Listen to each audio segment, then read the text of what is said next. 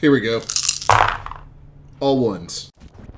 Bosozoku is a name in the West that many have never heard, but for the Japanese it is a name that often raises fear and excitement hand in hand, as these Japanese biker gangs spent decades terrorizing the land of the rising sun, and the police were able to do little to stop them in their massive group rides through the streets of Japanese cities, where they would often block traffic and get in fights with the cops. At the height of the subculture in the 1980s and 90s, it was said that 1/4 of all crime in Japan was committed by these running out of control tribes, and that 40% of those in juvenile detention centers were young men from these biker gangs. So sit back and listen as I tell you the tale of the Bosozoku.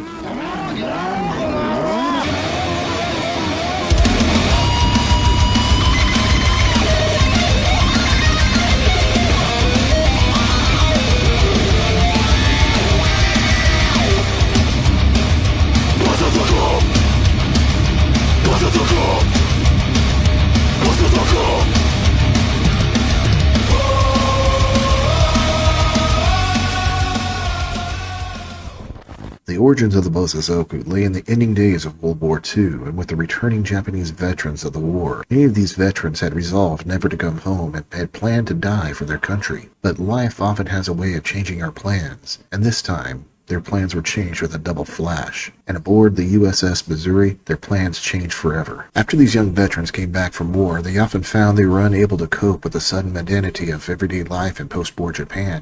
Having never achieved their glorious death in war, these young men now had to psychologically face a Japan torn apart by the tools of destruction they were unable to stop. These veterans were blamed for not doing enough to win the war by their civilian counterparts, and found themselves ostracized for not dying despite the fact that many of them never had a chance before war's end. Isolated and frustrated, these veterans would often find a new way of life outside of the military and Japanese society by banding together and forming their own communities with their fellow veterans. At the same time, the automobile industry and transit infrastructure in Japan still needed a few more decades for it to rise from the ashes of World War II. Motorcycles were a cheap, fast, and easy to produce vehicle and could be ridden on the bombed out streets of Japan. So quickly, like in Europe, the motorcycle industry blossomed early, with companies like Honda being fast to produce these cheap modes of transportation for the masses, causing many of these veteran groups to be formed around motorcycles. By the time the 1950s came around, these biker groups of veterans began being influenced by the influx of American biker movies such as The Wild One. As Japanese cinema became flooded with American movies, these veterans began to emulate the styles found in these American-made films, drawing inspiration from greasier haircuts and leathers to the cowboy attitudes found in westerns, but all with a very distinctive Japanese twist. By the 1960s, these veterans had the bikes, the style, and were riding around with all their partners in crime, looking for fun on the newly paved post-war streets of Japan.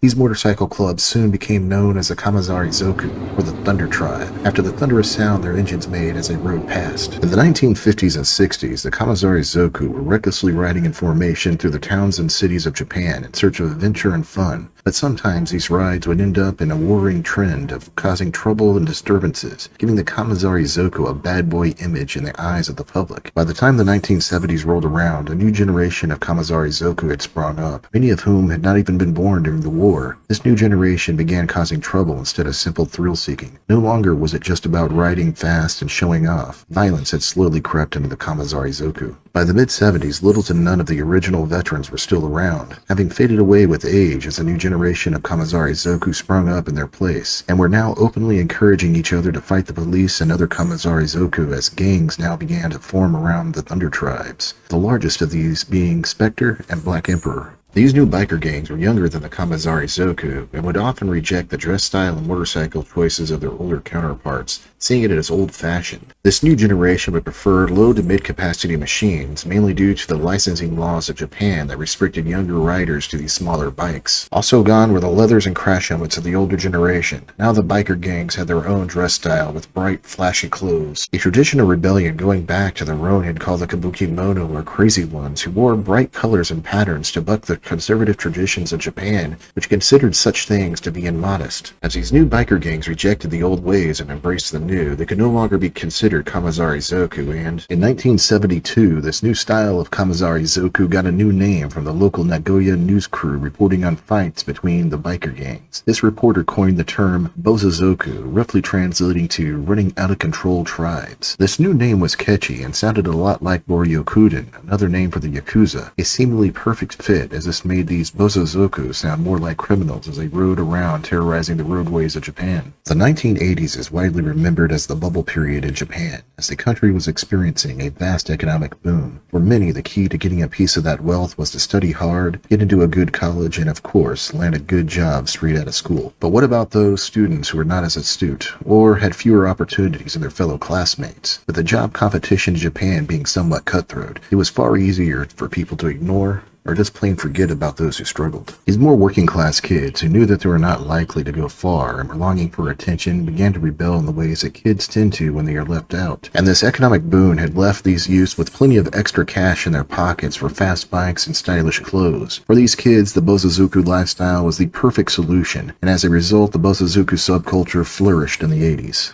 But as the 90s rolled around, the GDP of Japan fell, and as a result, so did wages and unemployment fall as economic uncertainty rose. The Bosozoku, who were already lacking the financial stability of the upper classes, were now no longer able to afford the flashy bikes and expensive vehicle modifications, which consequently caused Bosozoku membership to fall off from a staggering 42,000 in the 80s to a minuscule 6,000 in the late 90s. This decrease in membership might additionally be explained by crackdowns by law enforcement on the Bosozoku. Before these crackdowns, the police were lenient for the most part, letting the Bosozoku go on their rides and would only make arrests when things got out of control. But this all changed after the revision of Japan's road traffic law in 2004, which not only included hefty fines for reckless driving, it also enabled police to arrest Bosozoku motorcyclists on the spot for simply being recognized as Bosozoku. This caused the legal states to be heightened for anyone thinking of joining the biker gangs. As a result, many Bosozoku likely decided that the subculture wasn't worth the risk anymore and left. These days, the Bosozoku are an endangered species, existing more in the fond memories of one's youth than in reality itself. Though some have kept the subculture alive, it is likely one day that these memories might be all that will remain of Japan's running out of control tribes. Now that we have discussed the history of the Bosozoku, let's take a deeper look into what the subculture is about and how it differs from others from other parts of the world.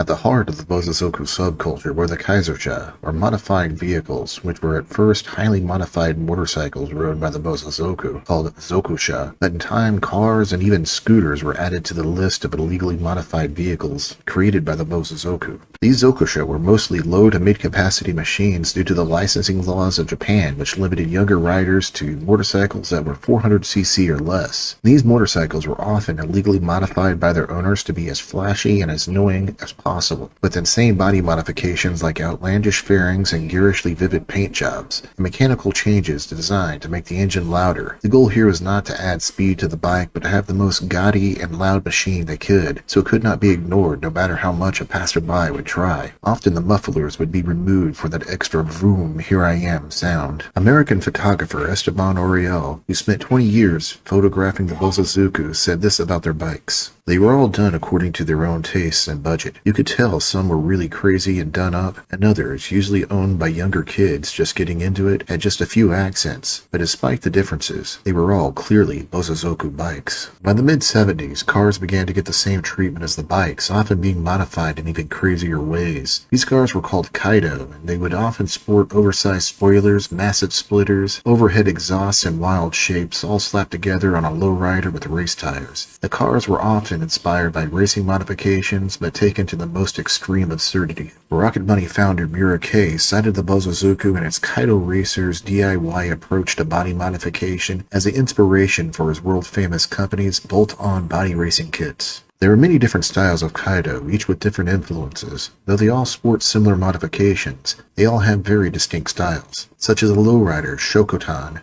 or the more flashy Yankee. Do not forget the Haiso, which are high society cars often modified. Most watching this video will at least know the world-famous Kaido Racers or Granchan. These Kaido were machines specifically built for street racing, and were more than just a flashy car. They had real race modifications inspired by Group 5 production vehicles, but built with a flair distinctive to the Bosozoku. A subgroup of Bosozoku known as Hashiriya, meaning one who runs, can often be found late at night racing the freeway loops of Japanese cities like Tokyo's C1 loop. The Hashiriya will dangerously weave in and out of traffic at high speeds, flaunting their thumbs at the cops and rival race teams to see who is the fastest. The elevated highway of Osaka's loop, called the Kaijo-san, is famous for these illegal races, as it has narrow and challenging turns, leading to some calling the racers Kaijo-zoku after the Kaijo-san loop itself. Not even scooters have escaped the modifications of the Bosozoku. As the economy collapsed in the 90s, many started modifying cheap, easy-to-find, small-capacity scooters. These scooters became known as Kyuginski, or old scooter. Kyuginski would be built from older Japanese scooters, mainly from the 80s, that would be lowered and get the same period-correct modifications as the motorcycles and cars, though the cars would have a greater degree of influence on these Kyuginski builds.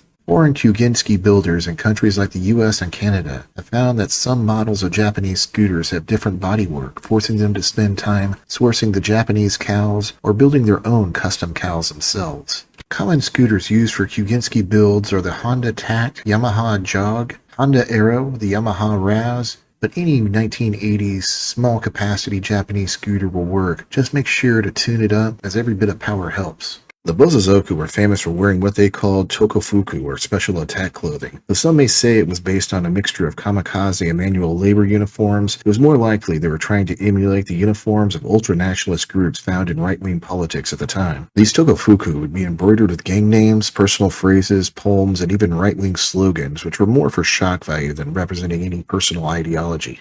These phrases were things like "catch me if you can," "send me to jail," or "bring it on," often meant to show a reflection of the Bosozoku's personality. This embroidery would often cost more than the tokofuku itself. Just add some haramaki bandages, a medical mask, a tatsuki sash, and you have the uniform down. Tokofuku would be worn on special occasions like big rides, gang fights, or during group meetings, a kind of biker gang formal wear for the Bosozoku. As older Bosozoku aged out of the subculture, they would often hand down their tokofuku to a younger generation, each adding to the uniform to make it their own. There should be no surprise that these tokofuku were often targets of theft by rival gangs. So you got the bikes, you got the clothes, and most importantly, you got the attitude. Now what? Well, you and your biker gang host a Boso ride, that's what. These Boso drives were large-scale and very organized group rides of Bosozoku that recklessly drove through the city's most busy streets. There would normally be one or more gangs who organized a Boso drive, and they each would have a flag holder who would be responsible for flying the flag of the hosting gangs of the Boso drive. The organizing gang would be responsible for setting up a secret location for the gang to meet up with other Bosozoku as a means to avoid police attention. They would also be responsible for planning out the route ahead of time and tasking out jobs of traffic control to their members, where those in the front would clear the road ahead of the ride, while those in the rear would slow down traffic, causing an obstacle for police, preventing them from catching up to the Boso drive. This traffic control was often done with the help of Kaido cars and the many weapons that the Bosozoku like to carry on their bikes. These Boso drives are broken up into sections where the group would stop to refuel, allow participants to catch up, or new riders to join the Boso ride. But it most importantly would give the leaders time to track any arrests or accidents along the way. These stops would also allow the leadership to decide if they needed to reroute the drive due to traffic or police presence. The popularity of these Boso drives hit their peak in the 1980s and 90s before the new traffic laws targeting Bosozoku came into effect. In the 1970s, during these Boso drives, something termed a call became popular. A call is when a rider, using their clutch and throttle, makes rhythmic sounds using their engine.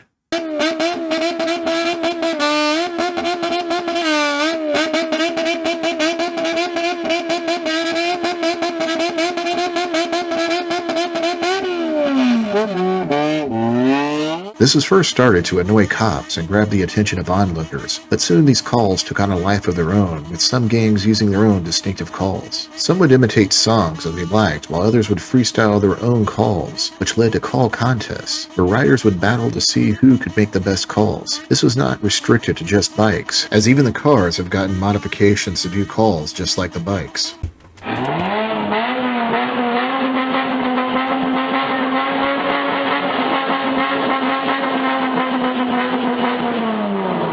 Though these massive group rides may have seemed like hordes of troublemaking youths doing as they like, there was a code of conduct and honor among the Bosozoku, who had a surprisingly high sense of morality and held a lot of traditional Japanese values rather highly. Though these virtues of honor and loyalty changed from group to group and person to person, they were a big influence on the Bosozoku mentality, as members were incredibly dedicated to their gang and willing to do whatever it took to protect their gang's dignity. An interesting moral quirk of the Bosozoku is that they would endeavor to protect and not bother pedestrians as a rule, creating a culture of Boso watching to spring up around the rides, as crowds would gather to watch the spectacle of the Boso drive. It was not just the men who took part in these bozo drives. Women have made Bosozoku a subculture all their own. Often these women would segregate themselves into their own biker gangs, where they would forge their own unique brand of Bosozoku all their own, called Sukuban, meaning girl boss or delinquent girl. These Sukuban would often wear feminine versions of the Tofufuku, taking elements from school uniforms, big hair, weapons for extra shock value, and extra long pleated skirts, which made it easier to hide these weapons in. And don't forget the bikes. These ladies rode their own bikes, just as modified as their male counterparts, while developing a distinctive style of modification all their own. These women broke away from not just the male-dominated society of the Bosozoku, but also the traditional female roles as a whole, which had been forced upon them by societal norms of Japan. These women established their own sense of identity and culture as young women who did not want to live in the shadows of their male counterparts. A common saying among the Sukuban that demonstrates their attitude of independence is she can wipe her own ass. The Bosozoku are well known for being delinquents, and at one point, the police reported that 25% of all crime committed in Japan was perpetrated by the Bosozoku. So let us now take a look at this aspect of the Bosozoku's criminality. There was almost an unofficial career path of criminality for the delinquents of Japan at the time. The first step in this career path was to join a bancho or sukuban gang. These were student gangs made up of young boys and girls in the early days after grade school who had just begun the higher levels of compulsory education. These juvenile gangs would form around a strong man in their school and would often seek out fights with gangs from rival schools, normally from the same grade as themselves, and were even known to pick fights with teachers who were tough on the students, acting as protectors of their fellow classmates, all the while extorting money from these same students. A common protection racket ran by the bancho was to charge for having a picture taken with them as a means of offering protection to students from other bullies. By showing them that you knew a delinquent, it was a sign that a bancho may have your back. The bancho and sukuban gangs were where many Bosozoku got their start as juvenile delinquents, as the biker gangs would actively recruit from these gangs of underclassmen, so much so that one could find out what Bosozoku gang someone may be connected with by what school they went to. Often the Bosozoku biker gangs and even the Yakuza would offer shelter to the bancho who ran away from home or were hiding from the police. As the bancho and sukuban moved on to the higher grades and neared the end of their compulsory education, they would either age out of these juvenile gangs or be recruited by the Bosozoku biker gangs. The careers of these bikers were often watched by the Yakuza, who would often headhunt the more well-known and successful Bosozoku gang members into their own ranks, so much so that at one point that 1/3 of all Yakuza recruits were from the biker gangs of Japan. So it's not surprising that in the 80s, the National Police Agency of Japan reported that 1/4 of all crime in Japan was committed by the Bosozoku. In the current era, Bosozoku are on their last legs as laws and economic collapse have taken their toll on the subculture, but there are still those who keep the subculture alive. While these true Bosozoku are a dying breed, a new subculture has sprung up from the Bosozoku, just like they themselves sprung up from the Kamazarizoku. This new generation, known as Kyushikai or old car clubs, has slowly taken the place of the old Bosozoku, but with some major differences. These Kyushikai, though embracing the culture of their predecessors, do not embrace the troublemaking or criminality of the Bosozoku. Though there are still Bosozoku left, the Kyushikai seem to be the future of the once mighty Bosozoku. Even the Tofufuku, that was once a symbol of pride for the Bosozoku and a uniform marking them as delinquents, has started to take on a new meaning in modern Japan. Now Tofufuku are being made to celebrate life events such as school graduation or to show off one's fandom for things like manga or anime. Tofufuku are commonly worn to show support for bands at concerts and are even a popular way to show your love for a J-pop icon. A far cry from the gang uniforms they once were, but as all things must change, so too must the Bosozoku stay on the move to keep up with the times. A poem that was often used by the Bosozoku in one form or another and would often be embroidered on their Tofufuku went, "I could not wait around, I had to live. For me, life blossomed when I was 15. I will never forget those who cried for me. Women's faces burned into my memory forever. I go through life at full speed without regret. That's the road I chose."